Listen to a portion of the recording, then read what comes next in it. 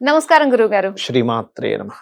గురుగారు, మన హైందవ ధర్మంలో ఉదయాన్నే సూర్యోదయానికి ముందుగానే నిద్ర లేవాలి. అవును. లేచి భగవంతుని ఆరాధన అన్ని చేసుకోవాలి అని చెప్పేసి అంటారు. అయితే ఈ బ్రహ్మ ముహూర్తం అంటారు. ఈ బ్రహ్మ ముహూర్తానికి అంత ప్రాముఖ్యత ఏముంటుందంటారు? లేవడం వల్ల మనకి ఎలాంటి ఫలితాలు ఉంటాయి? ఇలాంటి విషయాలు తెలుసుకోవాలందండి. తప్పకుండా అమ్మా, చాలా మంచి ప్రశ్న వేశారు. ఇక్కడ దీనికి ఒక చిన్న జోక్ కూడా ఉంది. ఏంటంటే పొద్దున్నే కోడి కూడా లేస్తుంది ఏం బాగుపడింది అనేటువంటి జోక్ ఉంటుంది. కోసుకుని తినేయట్లేదా? కోసుకు తినేయట్లేదా అని ఉంటుంది. ఇక్కడ ఏంటంటే కోడి లేచి అదేమీ జపం చేయట్లేదు, అదేమీ మోటివేషనల్కి సంబంధించినవి ఏమీ రాసుకోవట్లేదు, అది ఫ్యూచర్ ప్లానింగ్స్ ఏం వేయట్లే. అదేదో పాపం దాని ఫుడ్ తినడం కోసం లేస్తుంది. ఓకే, కానీ మనిషి లేచిన మనిషి ఏం చేస్తాడు? జపము, ధ్యానము, వర్క్ గురించి థింక్ చేయడము, నేను ఎక్కడ మిస్టేక్ చేస్తున్నాను, ఎక్కడ కరెక్ట్ చేసుకోవాలి, నన్ను నేను ఎక్కడ కరెక్ట్ చేసుకోవాలనో ఆలోచిస్తాడు ఒక సమయం. ఇంకోటి ఏంటంటే బ్రాహ్మీ ముహూర్తము అంటారమ్మా దాన్ని.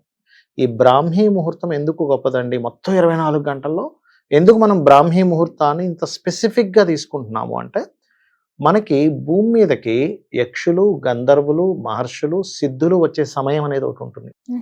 వాళ్ళు వస్తారు భూమి మీదకి వచ్చేటువంటి సమయము అంటారు. అదేవిధంగా సాయంత్రం సమయంలో చూడండి, మనకి దేవతలు తిరుగుతుంటారు. తదాస్తు దేవతలు ఉంటారు. సాయంత్రం పూట చెడు మాట్లాడకూడదు అంటూ ఉంటారు. తదాస్తు దేవతలు ఏమో సాయంత్రం తిరుగుతూ ఉంటారు.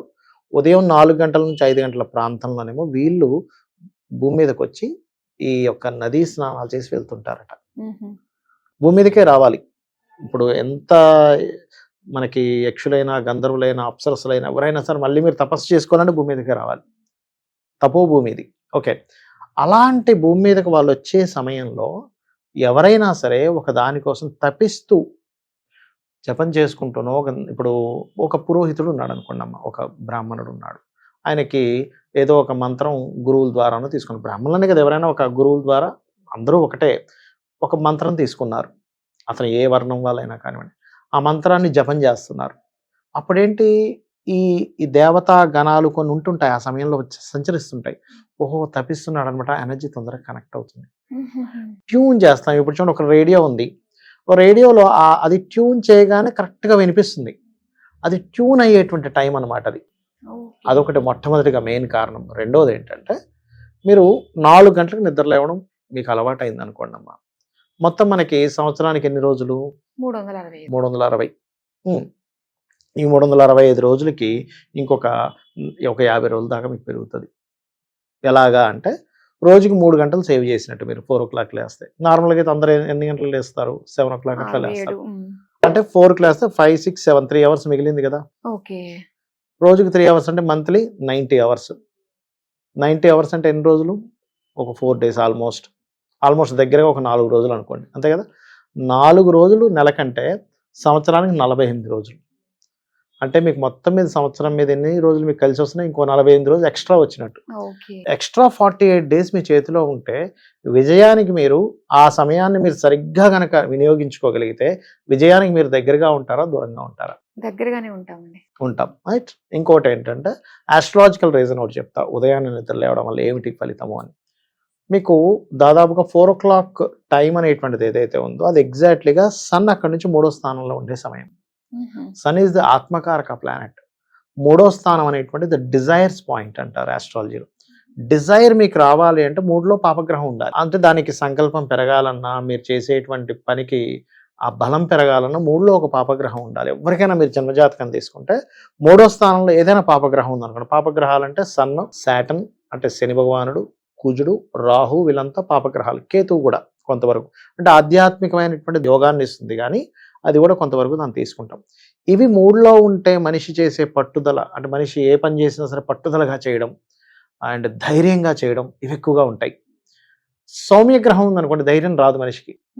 ఇప్పుడు 3లో అది ఉన్నప్పుడు ఏమవుతుందంటే, మీరు ఆ సమయంలో మీరు చేసేటువంటి డిజైర్స్ గురించి, అంటే అందరూ ఏం చేయాలి, అందరూ జపమే చేసుకోవాలంటే, జపం అలవాటు ఉన్న వాళ్ళు జపం చేస్తారు. లేదా ఒక బిజినెస్ పెట్టిన వ్యక్తి ఆ బిజినెస్ గురించి థింక్ చేస్తాడు. నేను ఏ బిజినెస్ పెట్టాను, నా కాంపిటేటర్స్ ఎవరు, వాళ్ళకంటే బెటర్గా నేను ఏమి ఇస్తున్నాను కస్టమర్కి, నేను ఎక్కడ మిస్టేక్ చేస్తున్నాను, కస్టమర్ నన్ను ఎక్కడ రిజెక్ట్ చేస్తున్నాడు, కస్టమర్ నన్ను ఎక్కడ గుడ్ సర్వీస్ అని తీసుకుంటున్నాడు, ఇవన్నీ అనాలిసిస్ చేసుకోవాలి. 4 o'clock లేచి ధ్యానం చేసుకొని, లేదా శ్వాస మీద ధ్యాస పెట్టుకుంటారు కొంతమంది. ఈ వర్క్ ఫస్ట్ చేయాలి. మీరు చేస్తే ఆ థర్డ్ హౌస్ లో సన్ ఉన్నందుకు మీ డిజైర్ 100% నెరవేరుతుంది. ఇక్కడ ఊరికే నిద్ర లేచి 4 o'clock లేచి యూట్యూబ్ పెట్టుకొని అంటే ఇష్టం వీళ్ళకి పనికొచ్చేవి చూడొచ్చు, తప్పులేదు. ఇప్పుడు స్పోకెన్ ఇంగ్లీష్ నేర్చుకుందాం అనుకుంటున్నాడు, చూడొచ్చు. లేదా స్పిరిచువల్ రిలేటెడ్ సంబంధించినవి తెలుసుకుందాం అనుకున్నాడు, రామాయణ మహాభారతాలు ఏవో చాగంటి వారివో సామవేదం వారివో వద్దపర్తి వారివో చూడొచ్చు, నేను కాదనట్ల. లేదా ఒక అతను ఏదైనా డిజైనింగ్స్ నేర్చుకున్నాడు, అతనికి సంబంధించి చూడడం వేరు, టైం పాస్ చూడడం వేరు. అంటే వాళ్ళ డెవలప్మెంట్ కి సంబంధించిన చూడడం వేరు. టైం పాస్ కు ఒక అరగంట నార్మల్ గా 1.5 hour 1 hour that is different thing. Daily ఎవరైనా సరే రొటీన్ గా చూస్తూ ఉంటారు ఆ వీడియోస్ ఈ వీడియోస్. బట్ నువ్వు 4 o'clock లేచి చూసినప్పుడు అది నీకు లోపల ఏమవుతుందంటే స్ట్రాంగ్ గా నీకు అది బీజం పడుతుంది. 4 గంటలకి లేచి మీరు చేసే సాధన మీ నరాల మీకు లోపల చాలా స్ట్రాంగ్ బీజం పడుతుంది. మీరు ఇంకా తిరుగులేని సాధకులు అవుతారు. అది మెయిన్ అక్కడ. కానీ అసలు ఆ ఆలోచన వచ్చి ఆ టైంకి లేచి దాన్ని ఇంప్లిమెంట్ చేసుకున్న వాళ్ళు విజయానికి మొదటి స్టెప్ వాళ్ళు ఎక్కేసినట్టు అవుతుంది. అయితే ఇక్కడ అందరికీ లెవెల్ ఉంటుంది కానీ నిద్ర లేచి చేయాలనుకుని లేవలేకపోతుంటారు. ఎందుకు అంటే ఇక్కడ చాలా కారణాలు ఉన్నాయి. ఒకటి, మనం అర్ధరాత్రి అంటే లేట్గా భోజనం చేస్తే నిద్ర ఎవరూ లేవరేరమ్మా. అందుకే ఈ మార్నింగ్ 4 o'clock నిద్ర లేచే అలవాటు ఉన్న వాళ్ళు సూర్యాస్తమం ముందే భోజనం చేసేస్తారు. చాలా మంది అయితే తినరు. ఇప్పుడు నేను ఉన్నాను, మధ్యాహ్నం తింటే ఇంకా రాత్రి తిన్నాను, ఇంకా నేను మళ్ళీ నెక్స్ట్ డే మార్నింగే ఇంట్లో ఏదో బలవంతం పెట్టి ఏదో స్పెషల్ చేసాం అది ఇది అంటే ఏదో కొద్దిగా తీసుకుంటా.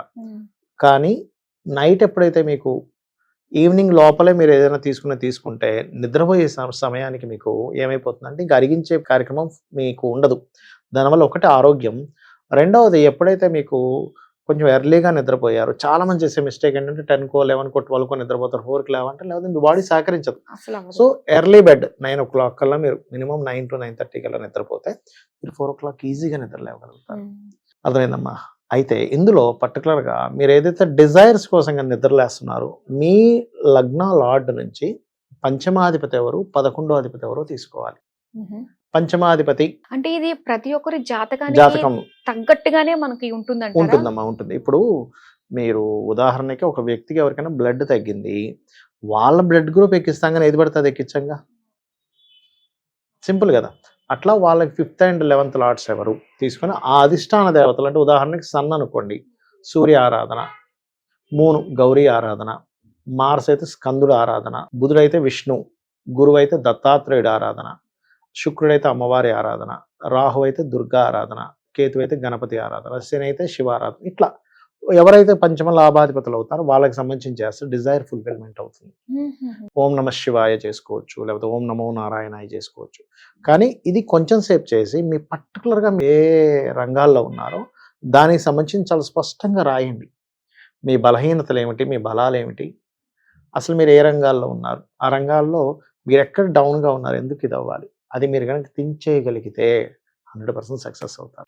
దాంతో పాటు మీకు మహాదశ అంతర్దశలు ఏమి నడుస్తున్నాయి దానికి సంబంధించి దానాలు ఇవ్వండి. ఒక్కోసారి దశ యోగించకపోతే వాళ్ళు సక్సెస్ అవ్వలేకపోతుంటారు. ఓకే, అంటే ఇప్పుడు మన జాతకాన్ని బట్టి లగ్నాన్ని బట్టే మనం దానికి తగ్గట్టుగానే మనం చేసుకోవాలి అన్నారు కదా. ఎగ్జాక్ట్లీ. ఒకవేళ మనకి ఇంకా ఆ టైం రాలేదు అనుకుంటే మనం అప్పుడు విజయానికి దూరంగా అవుతున్నట్టే అవుతుందేమో కదా. అంతే కదా. అంటే మనకి రాసున్నదే జరుగుతుంది అంటారా, దాన్ని మనం ఇలాంటివి చేసుకుని? మంచి క్వశ్చన్ అడిగారు. ఇక్కడ ఒకటి రాసి ఉన్నది, రెండోది మనకి భగవంతుడు ఏం చేశాడంటే పరమాత్మ మీ తలరాత కొద్దీ ఒక రూట్ ఇచ్చాడు. మీకు ఫ్రీ విల్ అంటారు. ఫ్రీ విల్ అంటే మీరు కృషి చేసే దాన్ని బట్టి కూడా ఒకటి ఇచ్చాడు మళ్ళీ. ఇప్పుడు చూడండి, మనకి పాతకాలాల్లో మనకి కొంతమంది రాక్షసులు ఇంతకాలం తపస్సు చేసి శక్తిని పొందాడు అంటూ ఉంటారు.